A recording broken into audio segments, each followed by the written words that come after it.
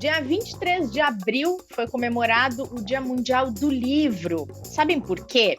Porque nessa data, alguns autores bem conhecidos, proeminentes, William Shakespeare, Miguel de Cervantes, eles morreram nesse dia. E por isso a data foi criada para encorajar as pessoas a terem mais contato com a leitura. Como vai a leitura de vocês? Deixa eu trazer um breve panorama antes da gente começar a nossa conversa. No Brasil, uma pesquisa da Retratos da Leitura no Brasil, que é feita pelo Instituto ProLivro, em parceria aqui com o Itaú Cultural, apontou em 2020 que apenas pouco mais da metade da nossa população tem hábitos de leitura, só 52%. A média de livros inteiros lidos em um ano é de pouco mais de 4 por pessoa. E quando a gente compara com a França, por exemplo, uma pesquisa do Centro Nacional do Livro indicou que 88% da população se declara leitores regulares e leram, em média, 21 livros por ano. E você, hein? Tá lendo pouco? Tá lendo muito? Tá lendo sobre investimentos? Esse episódio vai ser um empurrãozinho para isso. Vamos lá? Bem-vindas e bem-vindos ao Investidor em Foco desta quinta, dia 28 de abril, que tem Ana Leone, tem Martim Iglesias comigo. Ana, tudo bem por aí? Olá, pessoal, tudo ótimo. Falar de um tema que eu adoro, pelo menos, hein? Muito bom mesmo. Muito bom. E sei que o Martim também adora, hein? Eu gosto sim, gosto muito. Tem até uma curiosidade complementar aí sobre o que você, sobre o Dia do Livro, né? Que o interessante é que a morte de Shakespeare e de Cervantes se dá no mesmo dia do mesmo ano. Obviamente, um na Espanha e outro na Inglaterra, né? Shakespeare na Inglaterra e Cervantes na Espanha, né? Mas é no mesmo dia do mesmo ano, né? Impressionante, né? E são dois, sem dúvida, dos maiores, né, escritores, né? Eu acho que para colocar um terceiro aí, na minha opinião, humilde, só fica faltando na lista de 3 aí o Dante, né? Aí sim seria os 3 de ouro, né? Tem outros já falamos grandes, certamente. De Dante aqui, hein? Já falamos de Dante, que é muito legal. Inclusive com a questão de guardar dinheiro, né? É verdade. É verdade. Bem interessante, que isso aparece também na Divina Comédia, né? Muito legal.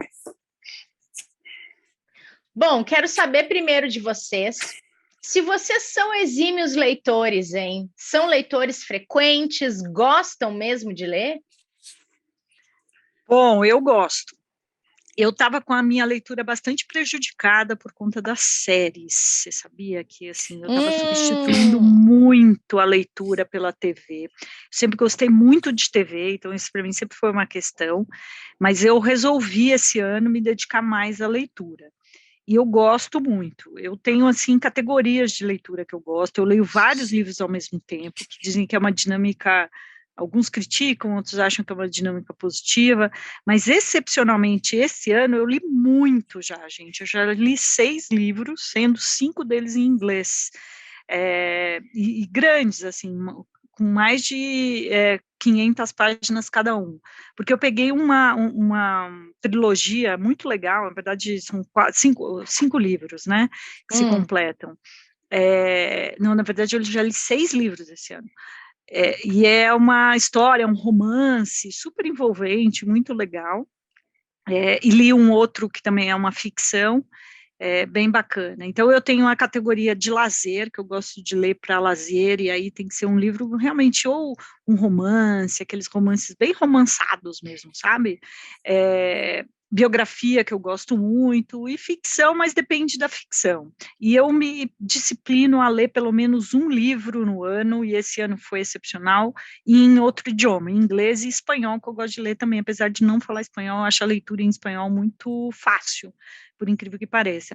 E tem os livros que são livros que eu tiro insumos para o trabalho, são mais livros de finanças comportamentais, de finanças mais técnicos, e que daí eu leio não na cadência de um livro, mas muito para pesquisa, muito para tirar extratos, né, de coisas, mas eu me considero uma leitora sim, eu gosto de ler, acho que a leitura é um hábito, E é curioso também, uma outra coisa que eu fiz, eu reli alguns romances clássicos da literatura brasileira, porque a gente é forçado a ler alguns livros, quando a gente é adolescente, a gente não tem nem vocabulário suficiente para compreender, né?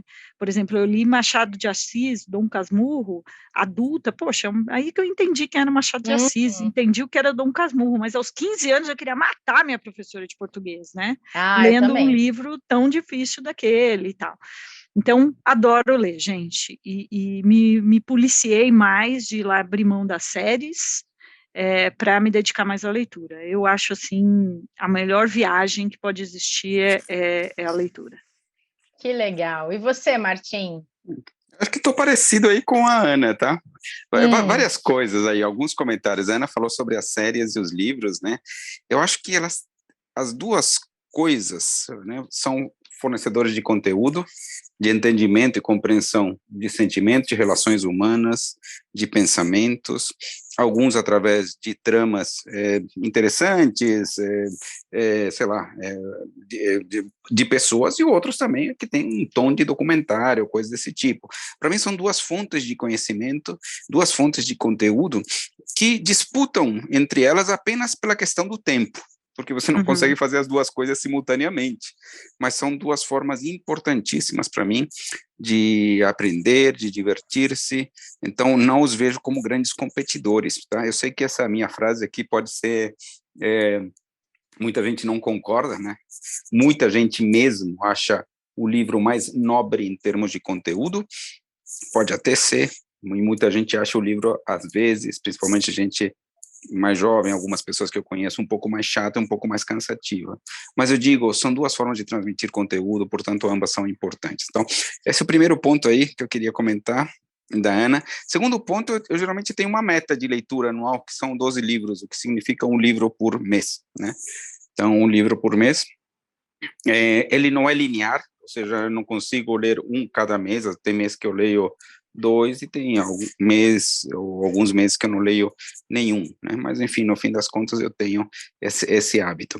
E eu separo muito bem os livros que eu considero de lazer dos livros de estudo. Eu não coloco os livros de estudo nessa conta, né? Então, às vezes são livros que eu leio de uma forma diferente. Os livros de estudo para trabalhar, assim como a Ana comentou, geralmente são livros que eu faço anotações, eu colo post-its, né, extraio coisas, então ela tem uma dinâmica diferente, acaba sendo uma leitura mais lenta, inclusive. Os livros de história acabam fluindo mais rápido e tem, assim, uma lógica de aprendizado, mas uma lógica de prazer e de lazer, né? Então, e aí eu li bastantes coisas clássicas recentemente, né, não totalmente clássicas, mas algumas coisas bem interessantes de escritores renomados. Eu gosto dessa lógica, tá? Me ajuda muito. Geralmente você tem tramas muito interessantes e geralmente você tem personagens muito coerentes no seu pensamento, no seu raciocínio. Eu gosto muito também. Acho que durante a pandemia, nos primeiros meses da pandemia, eu reli algumas obras de Machado de Assis. Eu gosto muito, e eu concordo também nesse ponto com a Ana, porque, de fato, a primeira vez que eu li foi um sofrimento, assim. Foi um sofrimento. Tipo, eu não gostava, não entendia. E tem que colocar também que a primeira vez que eu li, eu acho que eu morava há 1 ano no Brasil, tá? Ou no próprio ano que eu cheguei ao Brasil. Que sacanagem, olha só. Então nem as referências, por exemplo, de comportamento eu tinha. Então parecia uma coisa desconexa no tempo e no espaço. Para mim parecia, sabe? Então não tinha referência. Eu passei a lê-lo depois e é muito bom, não só pelas histórias, mas pelo jeito de escrever. Não, a né? descrição dos personagens. Do pensamento dos personagens, por exemplo. Muitas vezes a interação do próprio autor narrando e descrevendo torna uma dinâmica muito, muito, muito legal.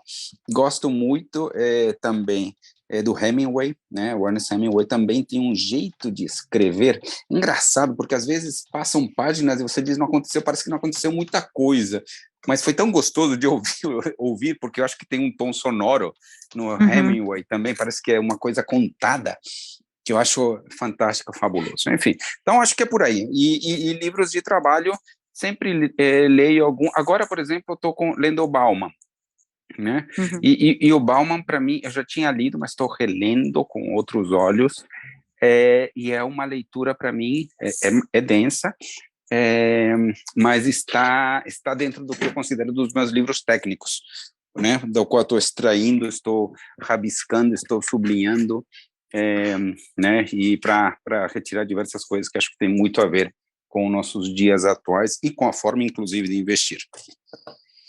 Eu também faço várias anotações, eu marco, dobro a página, eu faço comentário, e tem gente que tem dó de fazer isso, né?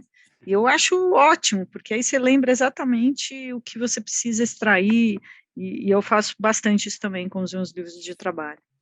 Eu acho isso um enorme respeito e admiração por um livro. Quando você rabisca, escreve nele, para mim é que você está devorando, consumindo, aprendendo mais do que lendo, né? Então, quando a gente escreve as coisas, para mim, sei lá, tenho os meus livros publicados, quando alguém me fala que tem coisas sublinhadas e coisas assim, eu fico assim, totalmente emocionado, né? Tipo, tô vendo que a pessoa está de fato estudando, querendo entender essas coisas. Acho muito bom.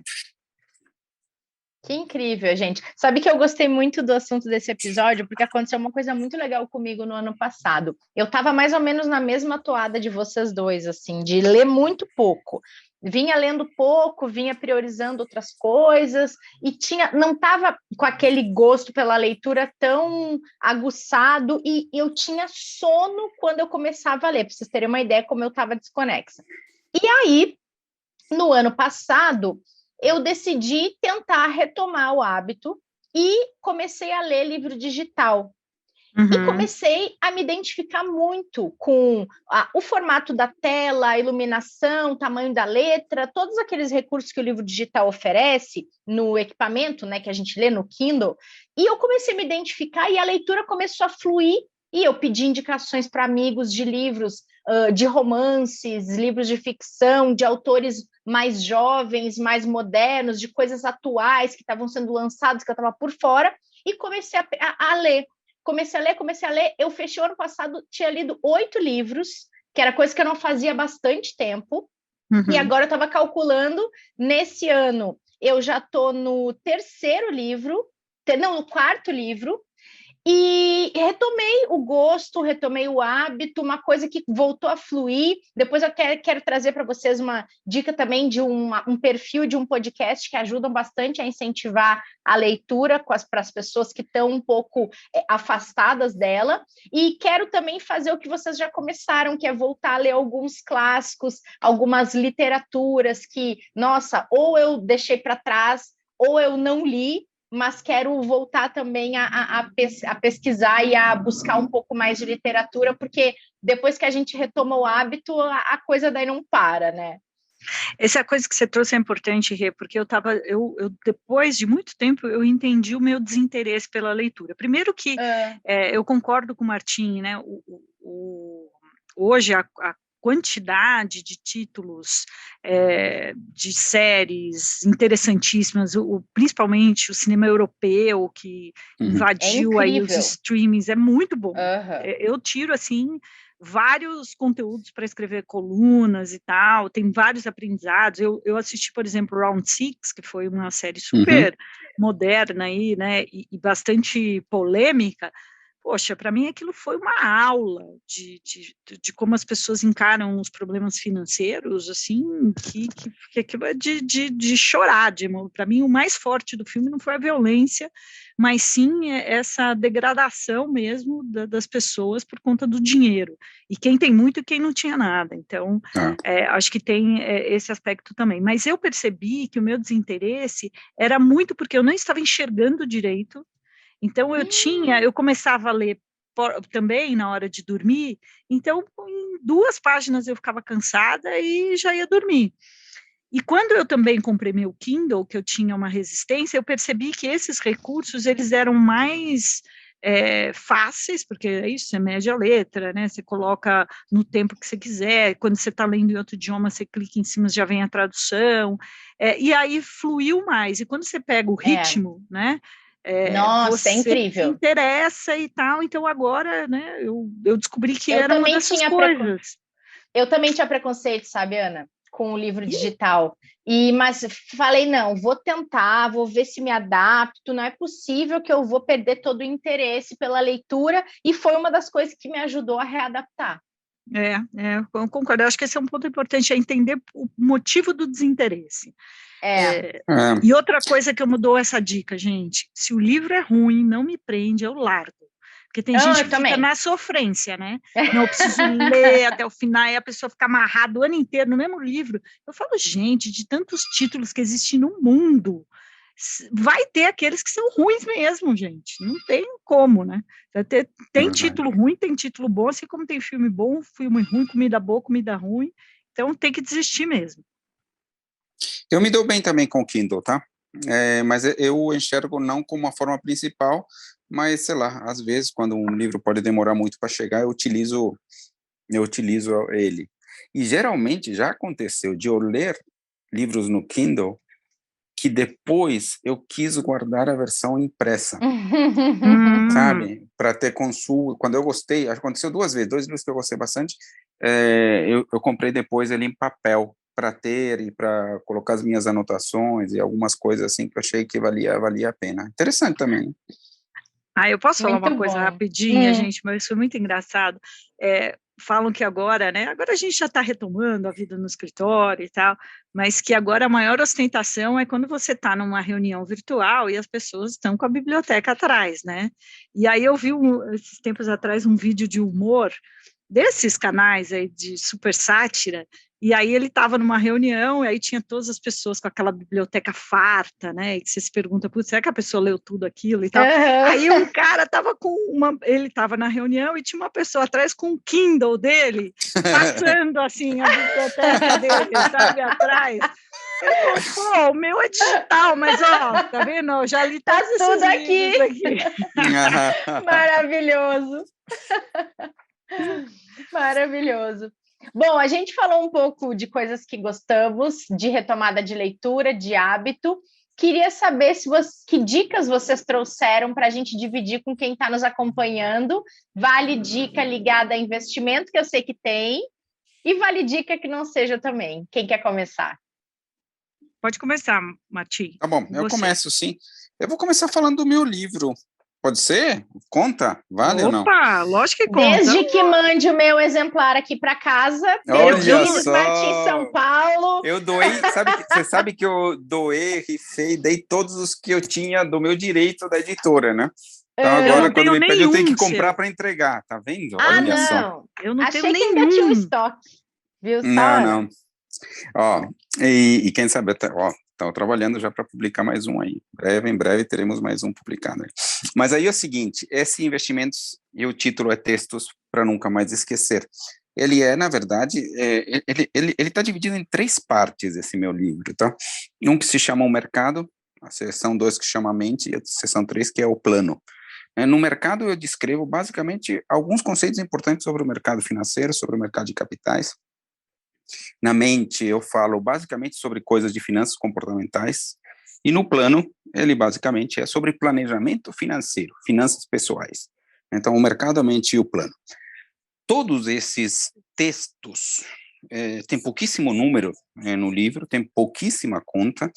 Quando eu escrevi o livro, eu vou ter que confessar que eu meio que escrevi para mim, né? Foi um livro que eu gostaria que existisse, então está um pouco escrito para mim. Muitas coisas que eu falava em sala de aula dos meus alunos da GV, por isso alguns que leram o livro falaram, nossa, eu estou sentindo você falar o livro em sala de aula. Esse foi um feedback que eu tenho. Parece um livro falado. Narrado. Mais ou menos como a gente estava falando de Emerson. Não, desculpa, não vou me comparar com o Ernest Hemingway, desculpa. Eu não ia falar aqui isso. Vale tudo. Acho que não. Ainda não. Eu não cheguei a falar, eu não falei essa frase, não. Eu ia falar, mas caiu a ficha que não dá, né? Mas, enfim.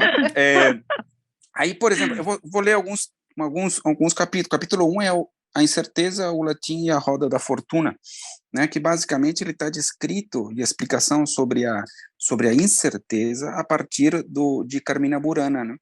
que é de Karl Orff, né, que os primeiros versos de Carmina Burana são sobre a sorte, sobre a fortuna, né, sobre a sorte, sobre o azar, de como ele interfere nas nossas decisões. Aí vai indo, né, tem um capítulo especial que vale a pena ser citado hoje, que é o Cervantes, Ovos, Futebol e a Diversificação, né, que basicamente é citado Cervantes, e no próprio também está citado Shakespeare nesse capítulo também. Na parte da mente tem, como eu falei, um pouquinho sobre finanças comportamentais, não um pouquinho, sobre finanças comportamentais. Ele abre com A Penny for Your Thoughts, né? Um vintém pelos seus pensamentos, que é um pouco sobre toda essa tentativa de entender, né, a mente das pessoas, né, e do investidor, que as finanças comportamentais tentam fazer, basicamente, né? Depois aparece, sei lá, um outro que eu posso citar, o Mercado de Ações, e Ulisses pode nos ajudar. Então, tem a descrição aqui das sereias de Ulisses, tem depois a névoa da guerra, e como surgem as bolhas, né? A névoa da guerra, né, é uma frase citada por um estrategista militar muito importante, prussiano, chamado Karl von Clausewitz, que ele fala sobre a névoa da guerra como uma metáfora, uma analogia à névoa no campo de batalha, formada por pólvora, terra, mas que também é a questão da dificuldade que os generais ou quem comanda os exércitos tem de saber exatamente aquilo que deve ser feito, né? E a névoa da guerra também, no livro, a partir dessa analogia, é sobre a dificuldade que a gente tem de tomar decisões em meio a vieses, em meio a sentimentos, em meio a emoções, né? Depois vem o plano tem vários capítulos, posso citar alguns aqui também, né? Sobre, por exemplo, equilíbrio, planejamento e um vírus letal africano. Depois, enfim, aí vamos aqui, juros, renda fixa e a parábola dos talentos, aplicações periódicas no mercado acionário, estratégia do devagar e sempre. Então, basicamente, tem tudo isso. O que ele tem de diferente, no meu entender? É que foi um livro escrito com o objetivo de ser lido meio que na praia, ou de férias, sabe? A ideia é que o texto fluísse de uma forma muito fácil e agradável, e envolvente. Essa era a minha ideia, né? Quer dizer, eu vejo relativamente poucos livros, né, livros de finanças que você diz, nossa, que leitura gostosa, assim. De forma geral, não é. De forma geral, verdade. Né? De forma geral, são livros para serem lidos com uma calculadora, né? Uma caneta, alguma coisa desse tipo, né? Fazendo contas e coisa desse tipo. Aqui, de fato, a ideia era basicamente gerar esse diferencial, que é a linguagem, a abordagem dos temas, de uma narrativa leve na forma, profunda nos conceitos e prática quanto às possíveis aplicações. Essa era a ideia desse livro. Então, fica aí, acho que essa aí é a minha dica, de um livro técnico, mas que é um pouco de lazer, viu? Eu acho que ele tem um pouco tanto aí de uns tons de lazer. Uau, hein? Maravilha. Cada vez que eu ouço o Martim falar do livro, eu fico com mais vontade de ler. Vou resolver isso, Martim. Botar aqui na minha... Vamos ver se a gente baixa no Kindle ele. Né? Pois é. E o seu, Ana? Sua dica? Olha, eu também estou escrevendo um livro, viu, gente? Está mais devagar do que eu gostaria. Também a proposta é ser uma coisa bem diferente, mas ainda não dá para falar dele, porque ele está ainda sendo gestado ali, ele está, né, numa fase de construção, mas a ideia é essa também, é trazer uma reflexão das pessoas sobre os dilemas que a gente acaba enfrentando quando a gente está falando do dinheiro. Mas a minha dica é um livro que, assim, foi acho que um dos primeiros livros que eu li sobre finanças comportamentais, ou sobre comportamento, porque ele fala, obviamente, o foco tem ali várias coisas relacionadas a finanças, mas acho que ele está muito mais voltado à questão das decisões, e é assim que ele se intitula, que é um livro do Dan Ariely, Previsivelmente Irracional, e aí a descrição é como as situações do dia a dia influenciam as nossas decisões. Esse livro é muito curioso, porque a capa dele é horrorosa, gente. Assim, é o tipo do livro que você olha, parece que é um livro, aquele bem de acadêmico, de faculdade que você tem que comprar, que vem na lista, sabe? Da faculdade para você comprar e que você não vai ler. Eu não sei se a tua versão é a mesma do que a minha, Ana, mas a minha, de fato, é horrível, é meio laranja com branco, não sei onde está. Exatamente, ela é uma faixa mesmo, laranja, uma faixa branca e uma faixa roxa embaixo. É um livro assim que você fala, gente, cadê o design, né, para desenhar? Porque o livro, realmente, assim, aquela coisa, não se compra o livro pela capa, mas esse aqui, esqueçam a capa e comprem o livro. Ele foi um dos primeiros livros que eu li a esse respeito, sobre as finanças, e ele é interessante porque ele traz uma série de experimentos que o Dan Ariely fez. O Dan Ariely é um professor com os alunos, para mostrar o quão irracional nós somos, tentando buscar algum tipo de racionalidade. Então, o que eu acho interessante no livro é que tem vários exemplos super interessantes, e o que eu acho mais engraçado, ou mais interessante de todos os exemplos do livro, que ele fala a verdade sobre a relatividade. Porque a gente aprendeu, né, que tudo é relativo, a depender daquilo que você compara, e ele faz aqui um exercício muito curioso, em um anúncio, que ele mostra ali o anúncio de 3 opções para assinatura de uma revista. A primeira opção é uma assinatura só.com, não é? Com um valor aí de $59, só para exemplificar aqui para vocês. Então, a primeira opção é uma assinatura da Economist, só online, por $59. Depois tem a opção da revista impressa por $125, e a opção impressa e online por $125. Quando eles põem as pessoas a essa opção de anúncio, o número de pessoas que optam pelo impresso e pelo online é muito grande. Por quê? Porque a gente está falando aqui, poxa, se só o online custa 59, só a revista impressa 125, eu estou levando de graça os dois se eu assinar a terceira opção. E depois, quando ele repete esse anúncio, omitindo a parte da revista impressa, ou seja, tem a opção só do online ou do impresso mais online, a 59, só o online, e as duas opções 125, ou seja, o mesmo custo, a decisão muda completamente. Então, mostra que, dependendo do que a gente é exposto, a informação, da forma como ela é apresentada ou como ela é relativizada, muda por completo a nossa decisão. Então, ele faz uma série de experimentos como esse ao longo do livro, que é surpreendente, que mostra exatamente mesmo como a gente é bem irracional no nosso processo de decisão. Tem uma outra parte aqui, que é o custo do custo zero, que é aquela coisa da gente achar que está levando uma vantagem, mas de novo, como as coisas são apresentadas.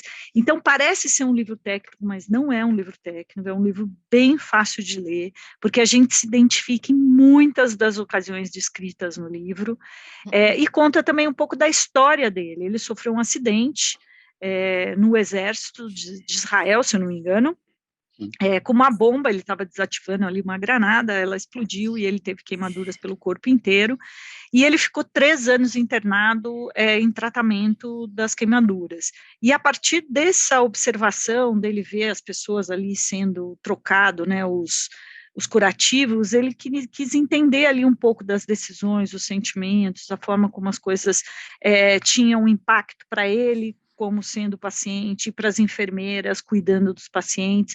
Então, ele conta também um pouco dessa história dele, que foi aí que ele passou a ter interesse em estudar um pouco o comportamento, e todos os livros dele são muito legais, mas esse aqui, para mim, ele é realmente uma obra, não só para quem trabalha, mas para a gente entender um pouco, de fato, como nós somos irracionais nas nossas decisões, e é previsível. Isso que o livro mostra, por isso a felicidade aí do título. Então, essa é a minha dica. Deixa eu comentar algumas coisas sobre esse exemplo, esse primeiro exemplo. Esse é o exemplo que abre o livro, inclusive, né, que é super interessante, né? E ele, para mim, ele traz um ensinamento importante, que é essa questão da relatividade, ou seja, de ter um parâmetro de comparação. E para mim traz uma questão bem interessante, que é a seguinte: o ser humano, ele não é exatamente um otimizador nas suas decisões, né? Ele procura uma decisão que seja claramente, suficientemente boa, né? E, obviamente, eu ainda não sei, na decisão que você colocou, se a assinatura online pura era melhor ou não, mas eu tenho certeza absoluta, que comprar a online mais a física, pelo mesmo preço do que só a física, é uma decisão boa. É, no mínimo, melhor do que outro ponto de referência, né? Então, às vezes, o ser humano tenta essa lógica de de procurar decisões, pelo menos parcialmente melhores do que outras, né? Se lá a pessoa vai comprar no shopping, né? E, se ela vai comprar um sapato, vai. E ele não olha todas as lojas antes de comprar o sapato. Ele olha 2, 3, geralmente. Se chega alguma coisa que o atende, beleza, good enough, é suficientemente bom e já toma a decisão e já compra. E esquece de olhar por algum tempo. Então, a questão da otimização na decisão do ser humano, para mim, ela não é uma coisa que aparece tão claramente. E esse exemplo da revista, né, do The Economist, mostra isso muito claramente. No fim, você toma as decisões a partir do que você tem, dos instrumentos que você tem, e também do contexto, porque uma hora pode ser melhor você só optar pelo online, e outra é só pelo impresso mesmo, a depender daquele contexto. E é curioso, né, se a gente traz isso para o campo das finanças, e a gente percebe isso muito, as pessoas ficam no estado de inércia porque elas ficam buscando o momento ótimo, a decisão ótima, e ela é imperfeita. Existe um outro livro muito interessante, que eu já citei ele aqui, que é o Seja Assertivo, da Vera Martins, que é um livro muito bacana também, e que ele traz, logo na abertura do livro, diz assim, olha, ser assertivo é saber perdoar. E eu achei até curioso, porque eu tinha recebido a indicação para ler esse livro, por um trabalho que eu estava fazendo de equipe lá onde eu trabalhava, e eu falei, poxa, né, já fiquei cética com o livro, logo de cara. E no fim, o conceito é o seguinte, olha, para você ser assertivo, você conseguir tomar uma decisão num timing que seja eficiente, minimamente, você precisa saber perdoar as imperfeições das informações que você tem. Você nunca terá todas as informações para tomar uma decisão. E se você ficar considerando cada vez mais informação, acreditando que aquilo vai melhorar a sua precisão na decisão, aquilo é equivocado e você nunca consegue decidir por nada. Então, muitas pessoas buscam esse conforto absoluto de tomar suas decisões financeiras, não perdoando as imperfeições que elas sempre vão ter que administrar de alguma forma. Isso ex ante e ex post, ou seja, depois da decisão tomada, você também nunca vai saber se foi a melhor decisão, porque você não perde, claro, porque você não tem um universo paralelo, né, falando de séries tipo Dark, tipo sei lá o que, no qual você pode dizer qual que foi o melhor caminho. Matrix, você não consegue dizer qual foi o melhor caminho, nunca. Ou saber como teria sido a outra decisão. Você não vai saber. Né? Sei lá, você pode saber se foi boa a tua decisão, se você está satisfeito, mas você não vai conseguir comparar com como teria sido a outra. Já que vocês estão falando disso, eu vou dar minha dica que tem a ver com isso, que é um livro que a Ana me indicou, que eu estou terminando, mas que eu estou apaixonada, que chama Escolhas Difíceis. É a história da Carly Fiorina, uma das executivas mais importantes do mundo, que foi a primeira CEO mulher da HP. E o legal do livro é que ela conta, o livro fala sobre liderança. Eu estava buscando um livro que falasse um pouco sobre esse assunto, um pouco sobre gestão, liderança, mas eu não queria um livro chato. É isso que a Ana me traz essa dica. Estou bem no finalzinho mesmo, quando ela já está contando sobre os últimos anos dela na HP, mas o legal desse livro é que ele conta, sob o ponto de vista dela, executiva, o caminho que ela trilhou até se tornar uma líder e todas as escolhas difíceis e decisões difíceis que ela teve que tomar ao longo desse caminho. Fala bastante sobre ela enquanto mulher, ocupando posições de alta liderança executiva, preconceitos que ela enfrentou, falácias que ela enfrentou, ser alvo de fofoca, alvo de imprensa pelo simples fato dela ser uma mulher num universo tão masculino. Também ela conta bastante sobre isso. Eu achei super interessante, é um livro que me prendeu muito, Ana, obrigada pela sua dica, inclusive. E eu comprei ele em papel, desviei do Kindle no meio, porque não tinha digital, mas não me arrependi, estou conseguindo dar conta dele sim, já estou no fim. Super indico para quem gosta desse assunto, ele é leve, ele não é um livro chato, ele traz exemplos reais, é ela que conta mesmo a própria história, então ela traz exemplos reais que ela vivenciou, o que embasou decisões que ela tomou, problemas que ela teve no caminho, o que ela precisou fazer e olhar nas pessoas e como ela se colocou nas empresas em que ela esteve para ela se tornar, de fato, uma pessoa inspiradora, uma liderança. Então, fica uma dica bem legal. Não é diretamente sobre dinheiro e investimentos, mas é talvez sobre uma das coisas que fazem com que a gente invista, que é cuidar da nossa carreira, né? Então, fica esse livro é incrível mesmo. Eu acho que foi um dos livros mais legais. Ele é muito antigo, acho que é por isso que você teve a dificuldade de achá-lo digital, mas é um livro que mostra muito. Acho que para nós mulheres, ela traz um ponto de vista, e quando você vê uma mulher que chega a uma posição que ela chegou, você acha que tem pouco caminho percorrido, mas não. Então, é um livro muito legal, tenho vontade de reler, até porque realmente é uma inspiração. E, Ana, ele pode ser... Pode falar, não, depois eu falo uma dica final. Eu só ia dizer que você falou que ele é antigo, mas eu deparei com cada passagem do livro. A Ju não está aqui hoje porque ela está afônica, mas eu falei para ela outro dia que eu vou emprestar para ela, porque eu vi várias situações que a Carly conta no livro que a gente vivencia hoje. Dilemas que a gente ainda enfrenta, obstáculos que aparecem exatamente iguais aos que ela está trazendo ali da década de 90, anos 2000. É impressionante, né? É impressionante. Realmente é um ótimo livro, vale a pena. Você tinha outra dica, qual é? Então, a minha dica é o seguinte, eu tenho um site, pouca gente sabe, mas é um lugar que eu deixo ali o meu... É um repositório de conteúdo que eu gosto de deixar ali, né? Tudo... organizado, e tem uma biblioteca ali de livros que eu já li. Ai, que legal! A maioria deles é relacionado a finanças, mas tem alguma coisa de viagem, moda. Livros que eu li, eu faço um resuminho desses livros com o meu olhar, né? E então ali também tem uma bibliotecazinha ali, que não é tão grande, mas algumas dicas para as pessoas também começarem a ler. Eu selecionei aqueles livros que são mais leves para dar esse primeiro empurrão aí para as pessoas. O site é Dinheiro com Atitude, www.dinheirocomatitude.com.br, tem lá dicas da Ana, e tem livros, tem lá as minhas dicas para vocês. Ótimo. Queria dar uma outra dica legal também, um podcast, se chama Daria um Livro. Ele é do Pedro Pacífico, que é um leitor contumaz, que tem um perfil chamado Bookster no Instagram. E o legal desse podcast... Gosta? Eu adoro. Eu sigo muitas dicas dele. O legal do perfil no Instagram é que, para quem está procurando o que ler, vai encontrar muita dica legal ali. Ele faz pequenas resenhas sobre os livros, ele compartilha percepções, ele traz muita coisa nova que está surgindo no Brasil e fora do Brasil.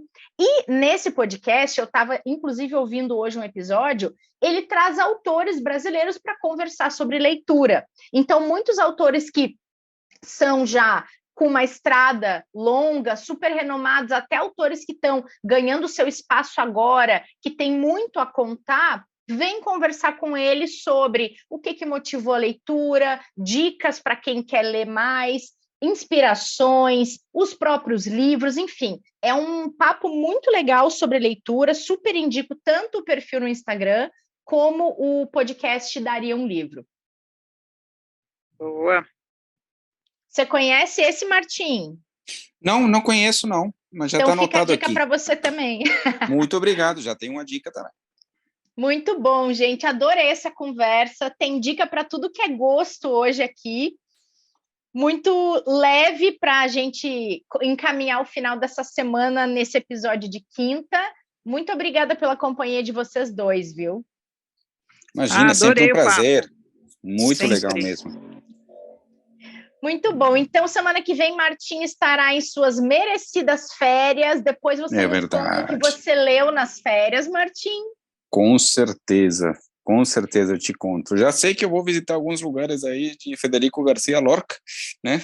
Escritor espanhol, poeta, né? Eu vou dar umas passadinhas por onde ele andava aí quando era vivo e jovem. Então, na volta, a gente vai querer saber de tudo. Enquanto isso, eu e Ana estaremos aqui neste batente, né, Ana? Pois é, né? Alguém tem que trabalhar nesse negócio aqui. Alguém tem que gravar. Tá bom. Pois é. Muito boas bom, férias, gente. Martim. Boas férias, Martim. Muito obrigado mesmo. Ana, até semana que vem. Até, gente. Um beijo.